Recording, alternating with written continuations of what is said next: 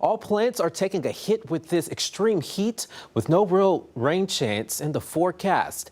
And next week even being hotter. Now you may be wondering how to save your lawn, plants and trees. Well, 5 News reporter Catherine Gilker spoke with experts about what you should and should not do. Worried about your plants? Good news, there are some steps you can take to get them through the drought. Let's start with proper watering. University of Arkansas Extension Agent for Horticulture COLIN MASSEY says you want the water to go deep into the soil slowly and infrequently. He says most plants require an inch a week. That's going to develop a more robust root system that can explore and find water better. We typically want to do that early in the morning to try to avoid so much evaporation. And also, if possible, drip irrigation is going to be a big deal to try to avoid excessive runoff. Massey says remove weeds that are competing for water and add mulch if you don't already have it. Mulch helps keep weeds from growing, conserves moisture, and helps keep plant roots cooler. If you're wondering why none of your vegetables are growing, even though you are watering them, you can blame the heat. Especially with tomato plants, their ideal temperature range is usually around 75 degrees.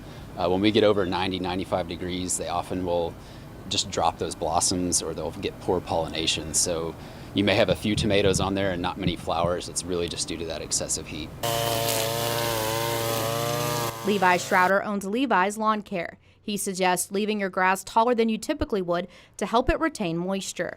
And don't mow over the brown spots. Schroeder says watering the grass is key to keeping it green. It's most effective early in the morning before the sun comes out. Water about an inch, so you can put like a tuna can or like a Frisbee, and once that gets about an inch of water in it, that's good for a few days, 3 to 5 days.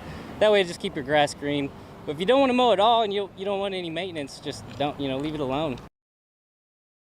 All right, thank you, Catherine. And if you do notice wilting or browning, don't rip those plants or trees out of the ground just yet because they might still be alive. Now, the Extension Office says it is not a good idea to plant anything new, prune, or fertilize while we are still experiencing this extreme heat.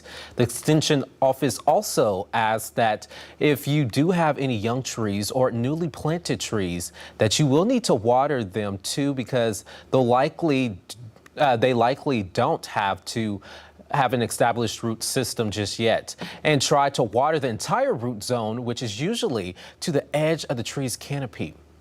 And with the hot, dry weather expected to continue, you can keep up to date with the latest areas facing burn bans all summer long on our website, 5newsonline.com, or you can just text the word FIRE to 479-785-5000 and we'll send a link back to your phone.